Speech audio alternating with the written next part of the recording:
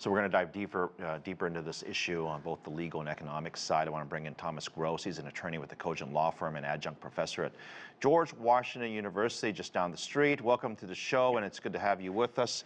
I'm going to ask you just a real simple question to start this off, and for our viewers who may not be familiar with Disney or Florida, explain to us how this relationship became so close and how it fell apart. Yeah, sure. Hi, Philip. Thanks for having me tonight. So, this is a special district set up for the Disney Corporation back in the 1960s, really at the request of Disney itself. And these kinds of special districts are not really unusual. There are tens of thousands of them throughout the United States. But one thing that's interesting about this particular district is there's really only one person in this district, and it's Disney itself. So, these districts are set up, and Disney requested it because it provides all of the basic services that a county would normally provide. In this case, the two counties, Orange County and Osceola. So that means, roads, water, sewage, electricity, et cetera. And part of the reason the Florida legislature probably did this is because they realized Disney really had a better understanding of what it needed and how it could manage those needs than going back to the county governments all the time. So that's the basic reason this district was set up.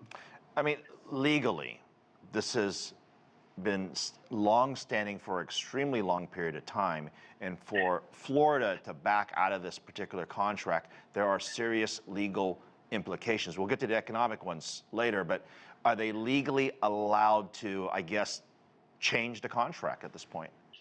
Well, I think that's a great question because, when the state legislature and Governor DeSantis passed and signed this legislation, they felt that they were changing the law. And the question was, could they do that? And did they really do it in a meaningful way? Because what came out after they passed this legislation is that there were severe economic consequences as a result of this legislation. They clearly had not thought it through carefully. And part of that was there are other Florida laws that said the bondholders would have to be paid. And there's, as your introduction said, there's roughly, Disney holds about $1 billion in municipal bonds, and every year budgets about $60 million just to pay the bondholders. So now this question has come up, who's going to be liable for paying that debt and pay off the bondholders? And we've seen this question has manifested itself really in the value of the bonds. We're seeing a drop in the price of the bonds, indicating there's the bondholders in the market are perceiving some risk associated with non-payment. But these are issues that have to be sorted out. What I was reading earlier on this was that even if they decide to push this through, well, that then triggers what you were saying, is that there's this shortfall of money that the state would actually be on the hook for, so they'd be essentially shooting themselves potentially in the foot to have to pay for the mess they created by changing all of this, would they not? Yeah, well, I think that's what they're trying to sort out, and this is what, Disney drew to the attention of not just, the Florida legislature and Governor DeSantis, but for the county residents and all residents of Florida, that there were going to be severe economic consequences, if this went through the way it was. Now, the drafters of that legislation have realized that this is an issue they didn't take into account, and there's some background reporting indicating that the drafters of the original legislation are now drafting new legislation to try to address this issue. In the last, 10 years or so, and I'm sure you've seen this, more and more companies say stuff that are politically driven. Take Twitter, Disney, media companies, you name it. Many U.S. companies are being more proactive about this, and this is the unintended consequence, that you're going to say or do something that doesn't maybe jive with the area that you're working in. Do you think you'll see more companies maybe say less?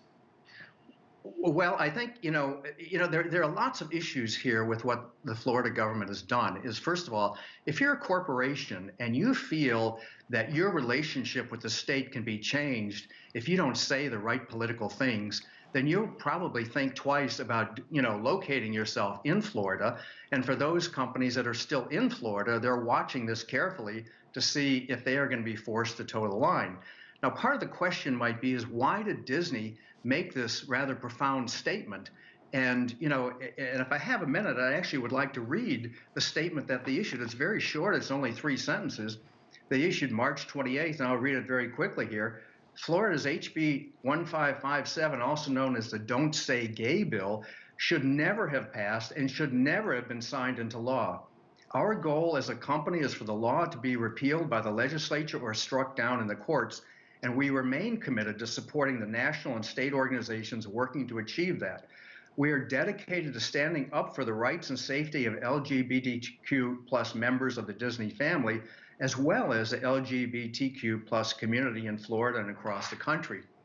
Now, that is a very blunt, profound, and no nonsense statement. And I don't know for a fact, but I certainly would believe and so strongly suspect that a statement like that would not be issued without prior consultation, maybe with the vote of the board of directors.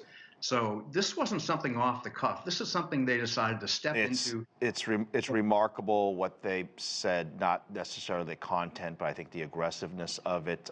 We're going to have to save this for another time. I'm sure we'll talk about this some more. We have to have you back. Thank you very much, Thomas Gross, attorney with the Cogent Law Firm and adjunct professor at GWU. Thank you very much.